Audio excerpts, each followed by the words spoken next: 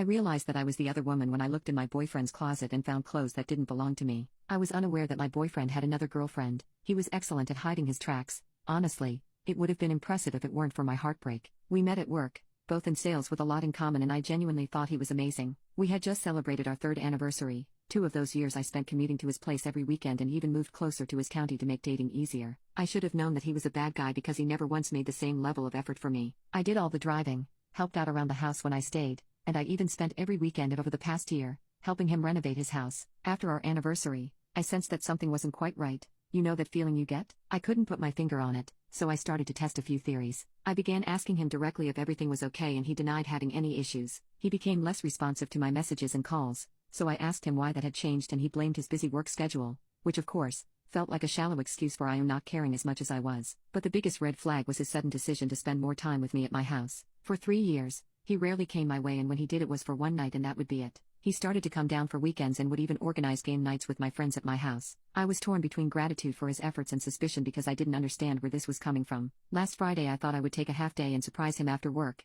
He had given me a key years ago, so I knew he wouldn't mind me letting myself in. After work I made the 2-hour drive to his cottage. I must have arrived around 4 p.m. and I knew he wouldn't get back until about 7 p.m., so I had time. I cooked us a romantic dinner and prepared the house for his arrival. Everything felt wonderful until I found her clothes. I was in our bedroom, putting away some of his laundry, when I saw a gray suit hanging up on my side of the closet. I pulled it out and examined the fabric. It definitely wasn't mine. I then noticed a line of clothes that didn't belong to me: dresses, skirts, blouses, and to my horror, I spotted all my clothes discarded on the floor of the closet. I took out her clothes and tossed them on the bed. I then went into the bathroom and saw that all my toiletries were in a box. There was a family of rubber ducks sat in a line on the edge of the bath.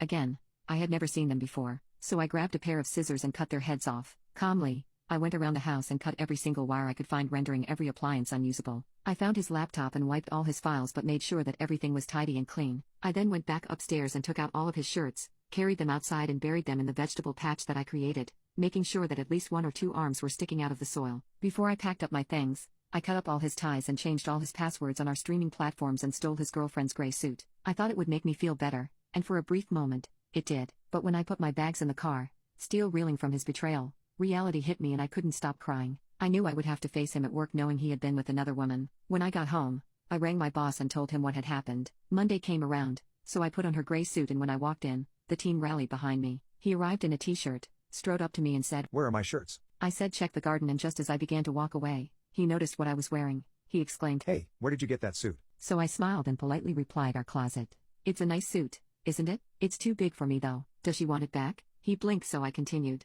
"I know everything, but don't worry. I'm sure she will be more understanding than me. Good luck justifying yourself." This morning I called his house number and she picked up, but I didn't tell her all the facts, just enough to entice her into meeting me. I want to find out if she knew about me. After all, I did find all my clothes abandoned on the floor, and if she doesn't know, then I feel duty bound to tell her the truth.